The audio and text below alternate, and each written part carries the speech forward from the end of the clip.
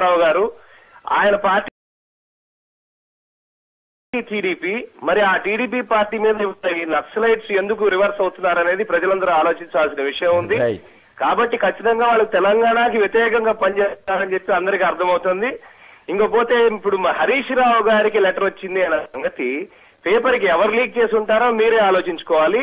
ఎందుకంటే హరీష్ రావు గారు మరి ఆధిపత్య పోరులో కేసీఆర్ గారి మీద ఆయన హస్తం చూపించడం కోసం కేసీఆర్ గారిని పార్టీని కూడా ధిక్కరించి తనకు మాత్రమే లెటర్ వచ్చిందని చెప్పుకుంటున్నారు. అంటే హరీష్ రావు గారి ఉద్దేశం ఏంటో, కాబట్టి ఇది పార్టీ నుంచి కాదు హరీష్ రావు గారి నుంచి కూడా బయటకు వచ్చింది. హరీష్ రావు గారి ఆధిపత్య మీకు సమాచారం ఉందా? అందరూ అంటున్నారని నేను అంటున్నాను, అంతేగాని మీ దగ్గర నిర్దిష్టమైన సమాచారం కాదు. అలాగే మీరు హరీష్ రావు గారి మీద అనేక వ్యాఖ్యలు చేశారు. ఇప్పుడు సుదర్శన్ రావు గారు దీని మీద సమాధానం చెప్పాల్సి ఉంటుంది. చెప్పదలుచుకున్నానండి, ఇంకొక మాట చెప్తున్నాను. ఈ పొత్తును కూడా జరగొట్టడానికి ప్రజారాజ్యం కూడా ట్రై చేసి ఉండొచ్చు, ప్రజారాజ్యం కూడా ఈ లెటర్ రాసి ఉండొచ్చు. మీరు ఎవరో ఒకళ్ళ మీద దృష్టి మళ్లించాలని మీ ప్రయత్నమా ఏమి? కాంగ్రెస్ మాత్రమే బ్లేమ్ చేయాల్సిన అవసరం లేదండి. ఎందుకంటే ఇది ఇన్ని కూటములు ఇన్ని పార్టీలు భారతదేశం ఇప్పుడు ఆంధ్రప్రదేశ్ లో 12 పార్టీలు నడుస్తున్నప్పుడు ఎవరైనా ఈ కూటమిని జరగొట్టడానికి ప్రయత్నం చేసి ఉండొచ్చు. కాంగ్రెస్ ని బ్లేమ్ చేయడం మటుకు చాలా తప్పని నేను చెప్తున్నాను. ఎందుకంటే 45 సీట్ల టీడీపీ, 6 సీట్ల టీఆర్ఎస్, 2 సీట్ల సిపిఐ, 2 సీట్ల సిపిఎం గురించి భయపడాల్సిన అవసరం కాంగ్రెస్ పార్టీకి లేదని నా ఉద్దేశం. ఓకే అండి, సుదర్శన్ గారు మీరేమంటారు? ఇప్పుడు జంధ్యాల శంకర్ గారు ఎంతసేపు కాంగ్రెస్ డబ్బా కొడితేనే అందరూ తెలిసే విషయము. అయితే ఈ రోజున లెటర్ రాసినారు, వాళ్ళు రాసినారు, వీళ్ళు రాసినారు, ఆయన చెప్తారు మరి కాంగ్రెస్ వాళ్ళే లీక్ చేసినారని చెప్పేసి అందరు చెప్తా ఉన్నారు. కాంగ్రెస్ దీని వెనకాల ఉందని చెప్పేసి చాలా మంది ఆరోపణలు వస్తా ఉన్నాయి. మరి నిజంగా ఈయన అది ఇసిపెట్టి ఇంకా పీఆర్పీ రాసిందేమో, మహాకుడు ఇంకెవరో రాసినారో మాకు సంబంధం లేదంటున్నారు. డెఫినెట్ గా ఇది ఒకవేళ మాకు వచ్చి ఉంటే మేము తప్పకుండా రిసీవ్ చేసుకునే వాళ్ళం, ఓపెన్ గా చెప్పాలి. మేము ఎన్నడూ కూడా కేసీఆర్ స్వయంగా చెప్పడం జరిగిందండి. మొట్టమొదటిసారిగా ఈ రాష్ట్రంలో కేసీఆర్ గారు చెప్పినారు నక్సలైట్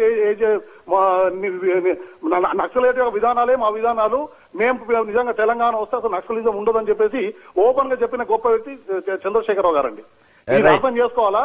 రేపు రాబోయే రోజుల్లో తప్పకుండా తెలంగాణలో వీళ్ళు మూల్యం చెల్లించుకోవాల్సి వస్తుంది కాంగ్రెస్ వాళ్ళు. రైట్. ఇక పవన్ కళ్యాణ్ గారు చేసిన వ్యాఖ్యల మీద జయశంకర్ గారిని ఉద్దేశించి అట్లాగే కేసీఆర్ గారిని ఉద్దేశించి దాని మీద ఏమంటారు? చాలా బాధతో ఉన్నామండి. ఈ రోజున పవన్ కళ్యాణ్ నిన్న మొన్న వచ్చిన వ్యక్తి రాజకీయాలు నిజంగానే మొదటి నుంచి వంట పట్టించుకొని చెప్తున్నా అంటే చాలా గొప్పగా నమ్మేవాళ్ళము. ఆయన మొత్తం వేషాలేసి ఇలా మొత్తం మాయ చేస్తాము బయట తిరుగుతా ఉన్నాడు. మరి ఆయన ఈ రోజున ప్రొఫెసర్ జయశంకర్ అంటే ఈ రోజున తెలంగాణ ప్రతి ఒక్క చదువుకున్న వ్యక్తి ఆయన ఒక దేవుడిగా కొలుస్తారండి.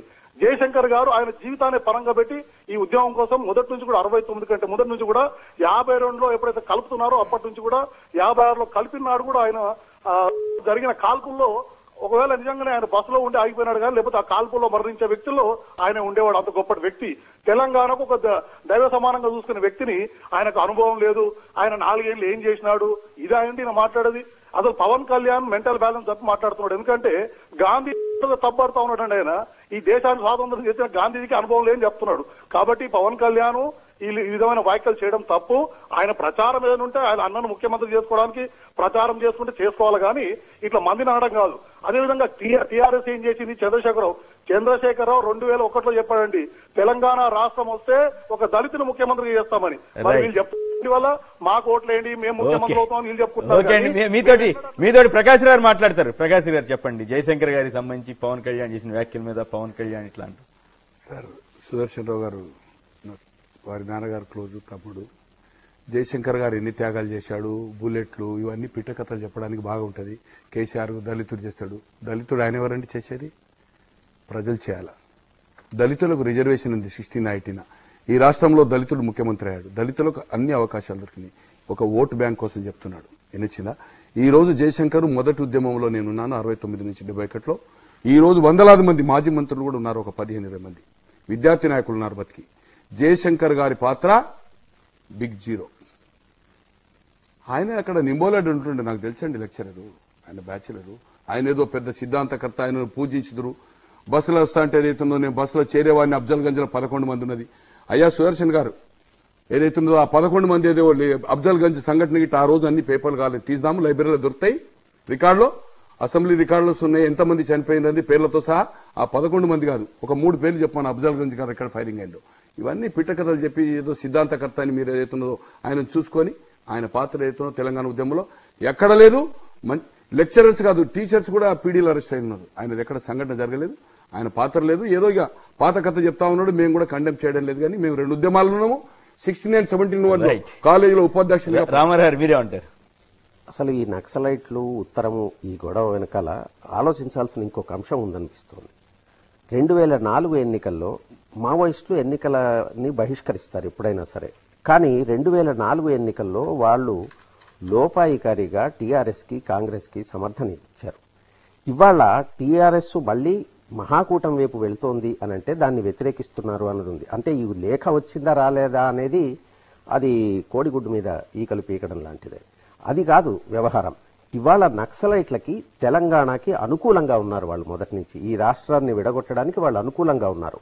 అది ఎక్కడ దెబ్బతింటుందో, ఎందుకంటే చంద్రబాబు నాయుడిని నమ్మే పరిస్థితి ఉందో లేదో నక్సలైట్లకు అనుమానంగా ఉంది.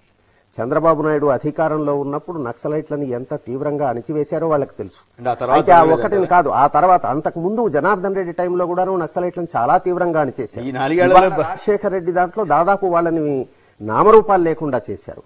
ఈ అన్ని భయాలు వాళ్ళకున్నాయి. అందుకని ఇవాళ రాజకీయాల్లో నక్సలైట్లు పరోక్షంగానైనా సరే ఏదో ఒక పాత్ర పోషిస్తున్నారు అనే అంశాన్ని మనం గమనించాలి. మీరేమంటారు ముచ్చిరెడ్డి గారు? నక్సలైట్లు లెటర్ రాసినప్పుడు నక్సలైట్లు ఎప్పుడు లెటర్ రాస్తారో మేము రాసినామని వాళ్ళు ఒప్పుకుంటారు.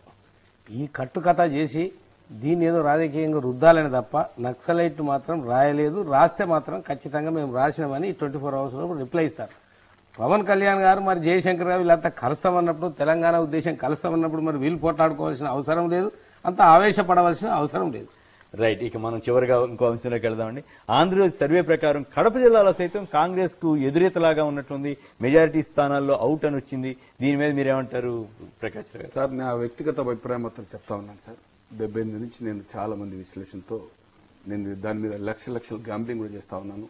ప్రణాబరాయ్ 95లో ఎగ్జిట్ పోల్ వచ్చిన తర్వాత కూడా అగెనిస్ట్ నేనంటే ఆ రోజు ఆయన ఏదైతే ఉన్నదో కాంగ్రెస్ వస్తుందని ఎగ్జిట్ పోల్ చెప్పిన తర్వాత కూడా నేను బీజేపీ పక్షాన అవుతున్నదో హై లెవెల్ బెట్టింగ్ చేశాను. ఖచ్చితంగా ఆంధ్రజ్యోతి చాలా, నా వ్యక్తిగత అభిప్రాయం పార్టీ పరంగా కాదు, నేను చాలా దాంతో డీప్గా మాట్లాడాను. సర్వే ముందు నుంచి చాలా బ్రహ్మాండమైన సర్వే చేశారు. యాంటీ ఎస్టాబ్లిష్మెంట్ ఎక్కడ కానీ 77 తర్వాత అవుతుందో ఉన్న